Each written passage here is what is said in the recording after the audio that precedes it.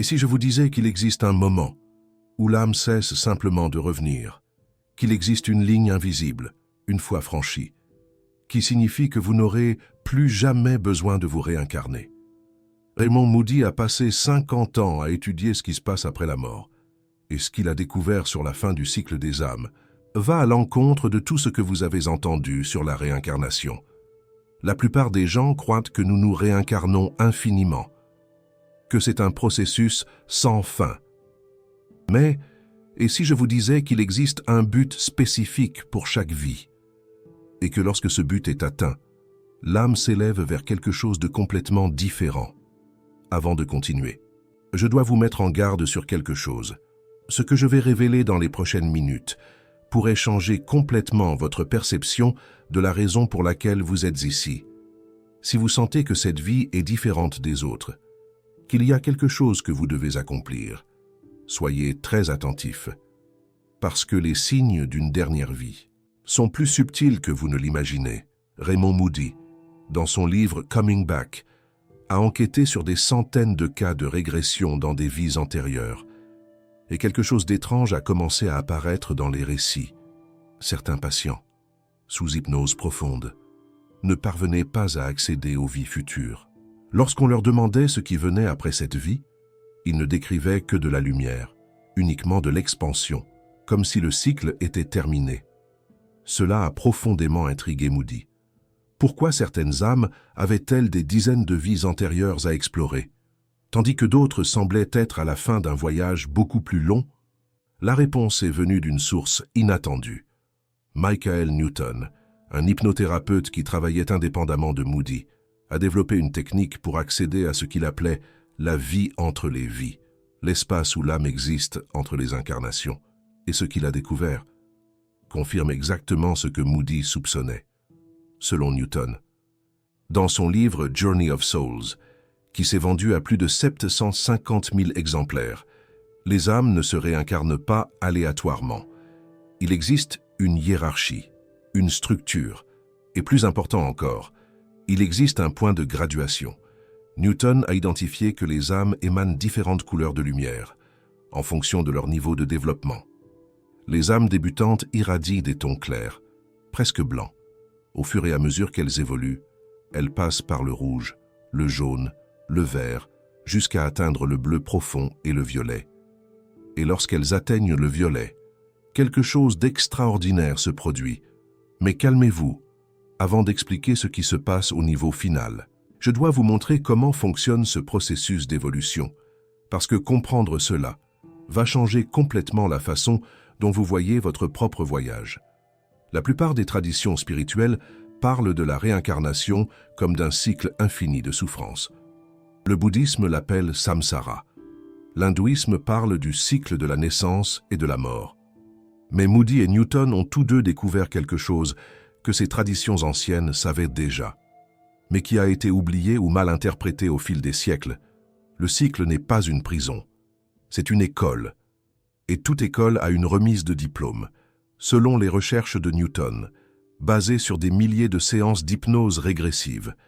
L'âme passe typiquement par 35 étapes de développement. Chaque étape peut nécessiter de multiples vies pour être achevée, et le voyage complet peut prendre plus de 100 incarnations. Mais voici le point crucial que la plupart des gens ne comprennent pas. Il ne s'agit pas de la quantité de vie, il s'agit de la qualité de l'apprentissage. Newton a écrit quelque chose que je considère comme l'une des révélations les plus importantes de toute sa recherche. Il a dit qu'il n'est pas un prérequis absolu que les âmes aient des centaines de vies physiques pour progresser. Certaines âmes progressent plus rapidement, d'autres ont besoin de plus de temps. Ce qui importe, c'est la profondeur de la transformation intérieure.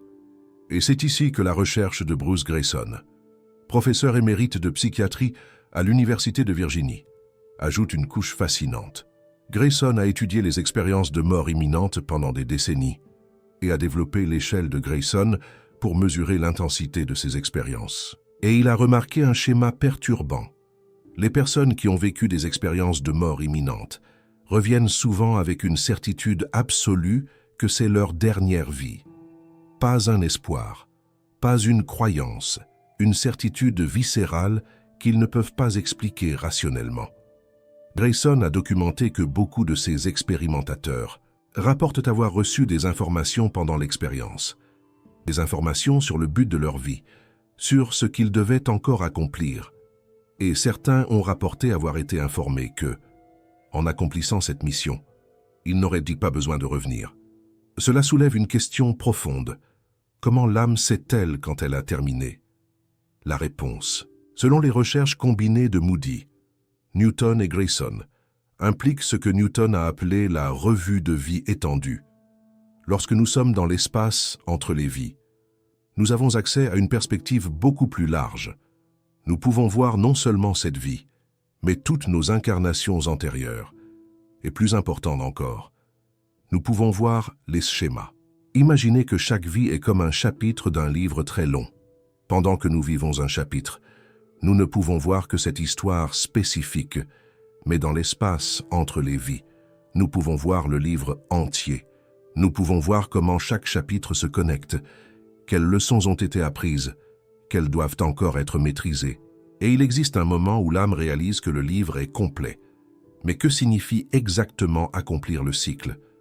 Que se passe-t-il lorsque l'âme s'élève? Ici, nous entrons en territoire qui défie notre compréhension linéaire. Newton a décrit le stade final comme l'âme vieille, et la caractéristique principale des âmes vieilles n'est pas la sagesse accumulée ou la connaissance supérieure. C'est quelque chose de beaucoup plus subtil. C'est la capacité de trouver l'unité au sein de la diversité. Pensez-y un instant.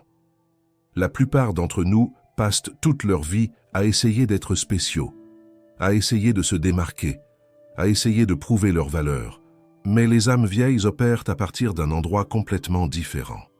Elles n'ont plus besoin de prouver quoi que ce soit. Elles n'ont plus besoin d'accumuler. Elles n'ont plus besoin de rivaliser. Cela ne signifie pas la passivité. Newton était très clair à ce sujet. Les âmes vieilles agissent encore dans le monde. Elles font encore des choix. Elles rencontrent encore des défis. Mais elles le font à partir d'un centre immobile, une paix qui ne dépend pas des circonstances extérieures. Et ici, je dois faire une pause et vous poser une question directe. Vous vous reconnaissez dans cela?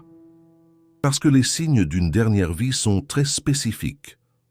Et si vous regardez cette vidéo, il y a une probabilité significative que quelque chose ait résonné en vous lorsque j'ai mentionné la possibilité de vivre votre dernière incarnation. Laissez-moi vous montrer les signes que Moody et Newton ont tous deux identifiés chez les personnes qui terminent leur cycle. Le premier signe est une sensation persistante de ne pas appartenir. Ce n'est pas de la dépression. Ce n'est pas de l'isolement social. C'est quelque chose de plus profond, une sensation que ce monde n'est pas votre véritable foyer, que vous êtes ici de passage, qu'il existe quelque chose au-delà, que vous vous souvenez vaguement, mais sans pouvoir y accéder complètement. Le deuxième signe est une fatigue existentielle qui va bien au-delà de la simple fatigue physique. Et c'est comme si l'âme était lasse de répéter les mêmes schémas, lasse des jeux sociaux, lasse des ambitions qui semblent vides une fois atteintes. Cela ne signifie pas que vous manquez d'énergie. Cela signifie que votre énergie se manifeste uniquement pour les choses qui comptent vraiment, les choses essentielles. Le troisième signe est une capacité naturelle à voir à travers les illusions. Vous percevez quand les gens mentent, pas parce que vous êtes méfiant, mais simplement parce que vous voyez. Vous comprenez les motivations cachées. Vous percevez les jeux de pouvoir que d'autres ne remarquent même pas. Et cela peut être isolant, car vous voyez des choses que d'autres préfèrent ignorer. Le quatrième signe est une compassion qui transcende tout jugement. Vous arrivez à regarder des personnes qui font des choses terribles et, au lieu de la haine, vous ressentez une profonde tristesse, parce que vous voyez la douleur derrière leurs actions. Vous voyez la peur derrière l'agression. Vous voyez l'âme blessée qui tente de survivre de la seule manière qu'elle connaît. C'est presque une forme d'empathie absolue. Le cinquième signe est une relation différente avec le temps. Vous avez l'impression que les heures passent de manière étrange. Les moments de présence semblent durer une éternité, tandis que des années entières peuvent sembler s'être écoulées en un clin d'œil. C'est comme si votre sens du temps n'était plus totalement ancré dans la réalité linéaire, comme si vous étiez déjà un peu ailleurs. Le sixième signe est une sagesse dont vous ignorez la provenance. Vous savez simplement certaines choses, pas parce que vous avez étudié, pas parce que quelqu'un vous l'a enseigné, vous savez. Et lorsque vous confirmez ces intuitions à travers des livres ou des expériences, vous n'êtes pas surpris. Vous reconnaissez simplement ce que vous saviez déjà, une connaissance innée. Mais voici ce que la plupart des gens ne comprennent pas à propos de ces signes. Ils ne sont pas une récompense. Ce sont un défi, un véritable défi. Parce que cette dernière vie n'est pas plus facile que les autres. En fait, elle est souvent plus intense. Isaac Newton l'a expliqué d'une manière que je trouve brillante. Il a dit que l'âme, avant de s'incarner pour la dernière fois, choisit spécifiquement les défis les plus difficiles qu'elle n'a pas encore maîtrisés. C'est comme un étudiant qui, en dernière année d'université, choisit les matières les plus avancées. Non pas parce qu'il est masochiste, mais parce qu'il sait que c'est sa dernière opportunité de compléter certains apprentissages. Cela explique pourquoi de nombreuses personnes spirituellement avancées traversent des souffrances intenses. Ce n'est pas une punition. C'est un choix fait avant la naissance, lorsque l'âme avait une perspective beaucoup plus large sur ce qui compte vraiment, sur l'essentiel. Raymond Moody a documenté quelque chose de fascinant à ce sujet.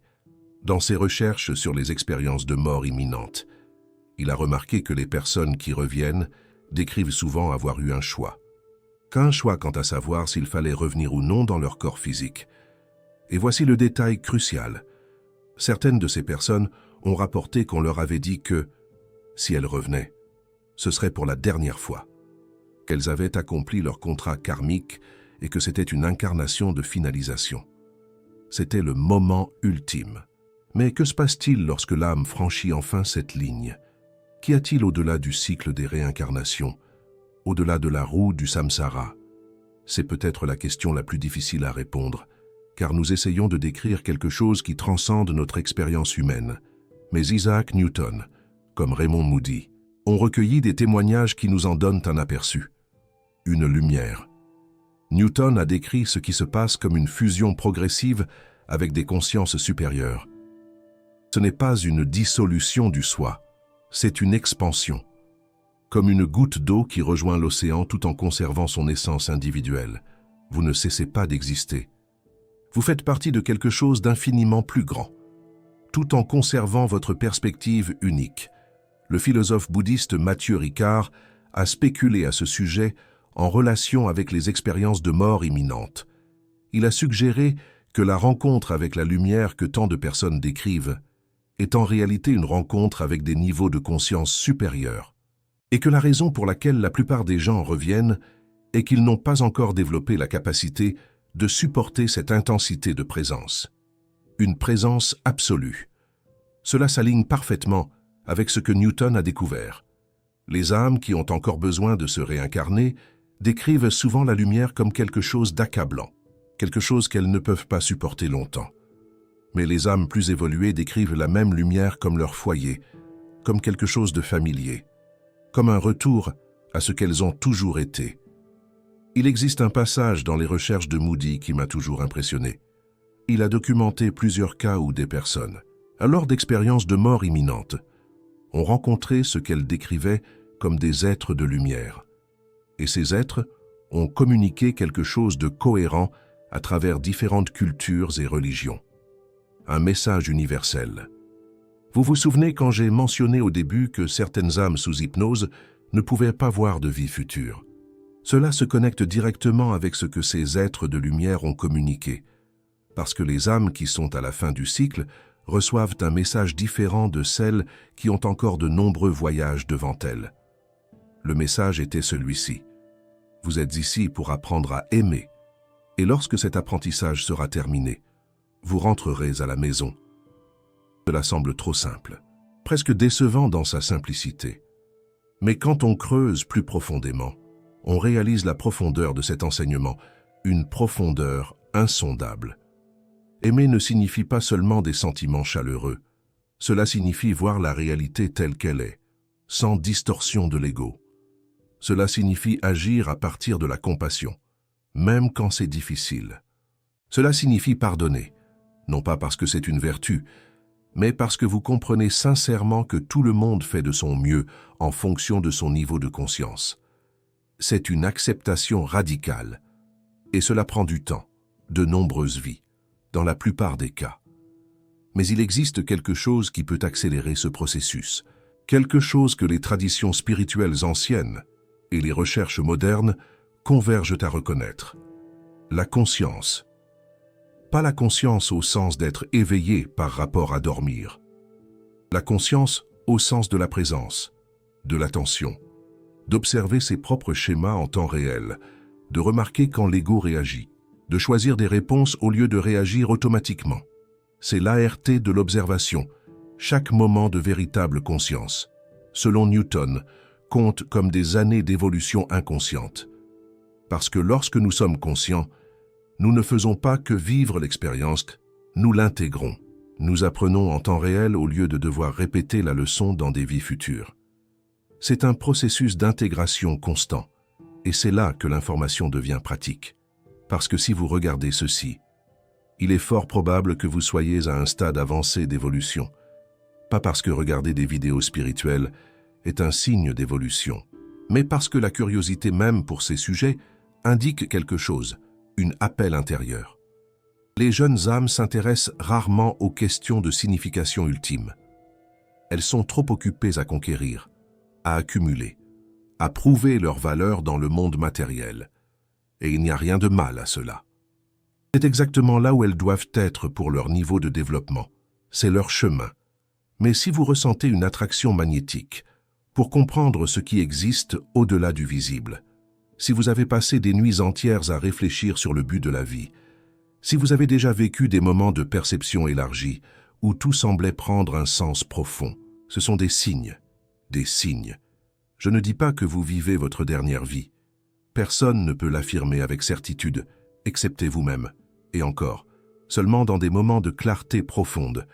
Mais je dis que la curiosité même, à propos de cette possibilité, est significative.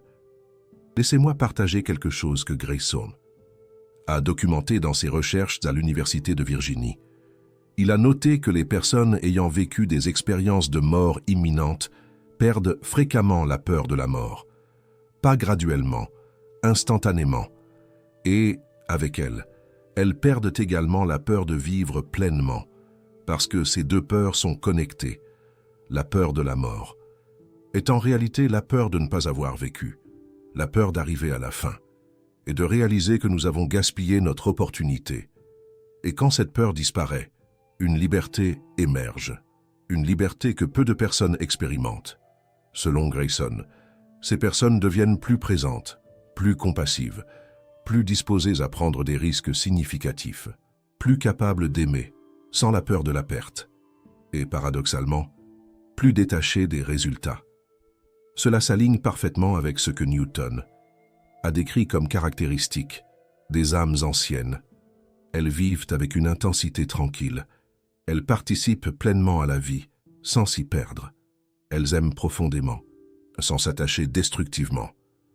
Imaginez, la conférence de Leand de 2025 a pour thème « Vie après la vie », célébrant 50 ans, depuis que Raymond Moody a publié son livre révolutionnaire. Et l'un des sujets centraux est précisément celui-ci, la transformation. Qui se produit? Quand quelqu'un comprend véritablement que la mort n'est pas la fin, cette compréhension change tout. Non seulement votre vision de la mort, mais aussi votre vision de chaque moment de la vie. Parce que si vous savez qu'il existe une continuité, chaque choix gagne en poids, chaque relation gagne en profondeur, chaque défi gagne un but. Vous arrêtez de reporter, vous arrêtez d'attendre que la vraie vie commence demain. Vous arrêtez de garder votre amour pour des occasions spéciales, parce que vous réalisez que cette occasion, ce moment, cette vie est spéciale.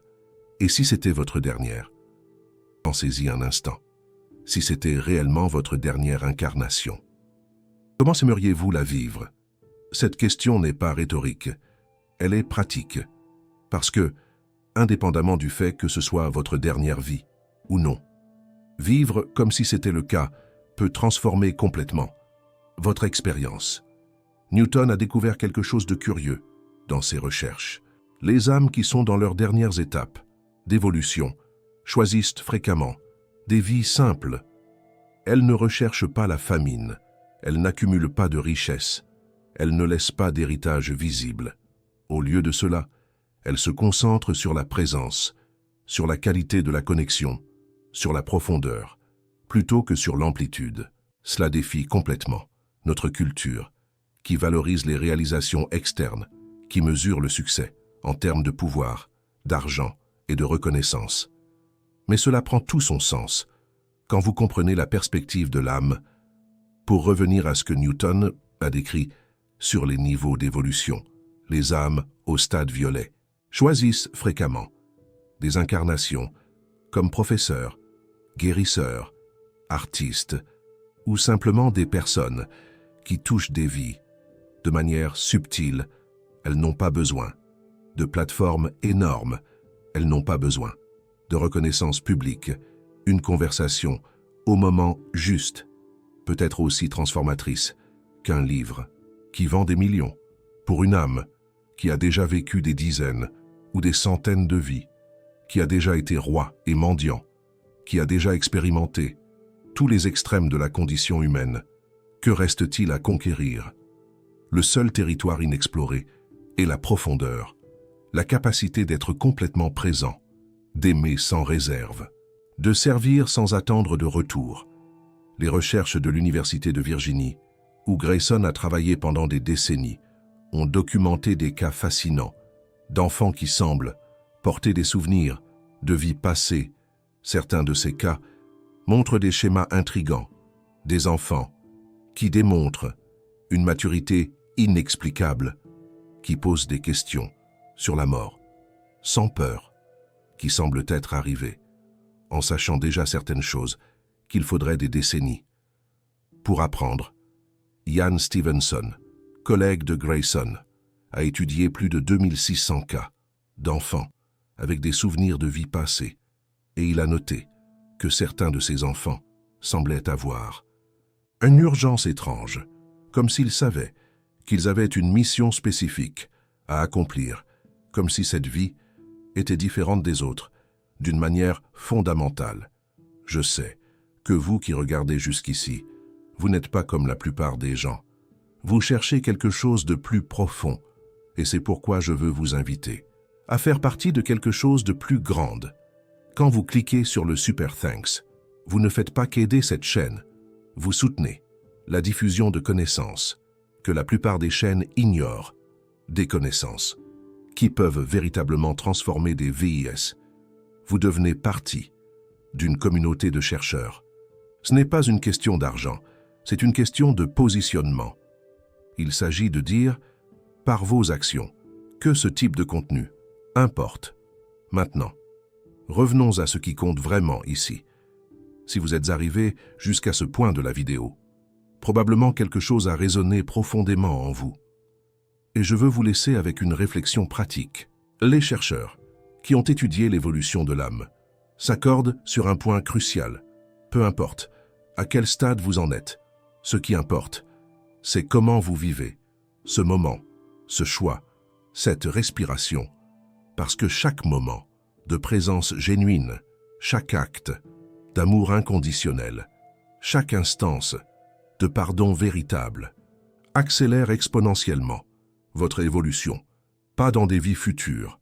Maintenant, le philosophe hindou a décrit le moksha, la libération du cycle des réincarnations, non pas comme quelque chose qui arrive après la mort, mais comme quelque chose qui peut arriver alors que nous sommes encore vivants, quand toutes les illusions se dissolvent, quand l'ego arrête de lutter, quand finalement nous nous reposons dans ce que nous avons toujours été. Raymond Moody, en 50 ans de recherche, est arrivé à une conclusion étonnamment similaire. Il a écrit que les expériences de mort imminente nous montrent que la mort n'est pas une transition vers un autre lieu, c'est un éveil à ce qui a toujours été présent. La lumière que les gens rencontrent ne vient pas de l'extérieur, Elle vient de l'intérieur. C'est la conscience elle-même, reconnaissant sa vraie nature. Si c'est vrai, alors la question n'est pas vraiment de savoir si c'est votre dernière vie. La question est, êtes-vous éveillé? Maintenant, parce que même si la libération est possible, en ce moment, alors chaque moment est une opportunité, chaque défi est une invitation, chaque relation est un miroir. Et peut-être, est-ce cela? Que signifie être à la fin du cycle? Non pas une fuite du monde, mais une présence tellement complète que la séparation entre moi et l'autre, entre la vie et la mort, entre ce monde et le prochain, simplement cesse d'exister. Raymond Moody a documenté que les personnes qui ont eu des expériences profondes de mort imminente reviennent fréquemment en disant qu'elles ont compris que nous sommes tous un, non pas comme un concept philosophique, comme une expérience directe, comme une vérité vécue. Et quand cette vérité est intégrée, que reste-t-il à apprendre? Que reste-t-il à conquérir? Le cycle ne s'achève pas parce que vous avez réussi un examen. Il s'achève parce que vous avez finalement compris qu'il n'y a jamais eu de séparation. Que le voyage a toujours été une illusion nécessaire pour que vous puissiez vous souvenir de ce que vous étiez déjà. Alors, réincarnation ou ascension? Peut-être est-ce la mauvaise question. Parce que la séparation entre les deux concepts pourrait être une illusion en soi. Raymond Moody, inspiré par Newton, a documenté que même après l'achèvement du cycle terrestre, la conscience continue d'évoluer. Elle ne cesse jamais d'apprendre. Elle ne cesse jamais de s'étendre. Elle change simplement de dimension. Elle change d'école, mais le voyage continue infiniment. Cela peut sembler décourageant pour ceux qui recherchent une fin définitive, une arrivée finale. Mais quand vous absorbez vraiment cette perspective, elle devient profondément libératrice. Parce que cela signifie qu'il n'existe pas d'échec réel. Il n'existe pas de rester en arrière. Chaque conscience, à son propre rythme, chemine vers la même destination. Imaginez un ballet céleste. Chaque danseur suivant sa propre chorégraphie, mais tous contribuant à une œuvre d'art universelle. Peut-être que la vraie question est, êtes-vous prêt à vous réveiller? Pas dans une vie future, pas après la mort, maintenant. Parce que si les chercheurs ont raison, si Raymond Moody et Newton et Grayson ont consacré leur carrière à enquêter sur quelque chose de réel, alors le portail vers la libération n'est pas dans un endroit lointain. Il est ici, à cet instant précis, dans cette respiration que vous êtes en train de prendre. L'âme qui lit ces mots à travers vos yeux le sait déjà. Elle l'a toujours su. Peut-être est-il temps d'arrêter de chercher et simplement de se souvenir, de faire confiance à ce que vous ressentez, d'honorer le voyage qui vous a amené jusqu'ici. Un peu comme un artiste qui contemple son œuvre, reconnaissant chaque coup de pinceau, chaque nuance qui a contribué à sa création. Maintenant, je veux vous entendre. Sentez-vous que vous vivez votre dernière vie? Quels signes reconnaissez-vous en vous-même? Ou croyez-vous que vous avez encore de nombreux voyages devant vous? Dites-le nous dans les commentaires. Vos expériences aident d'autres chercheurs à comprendre leur propre voyage. Et si cette vidéo a touché quelque chose de profond en vous, partagez-la avec quelqu'un qui cherche également des réponses.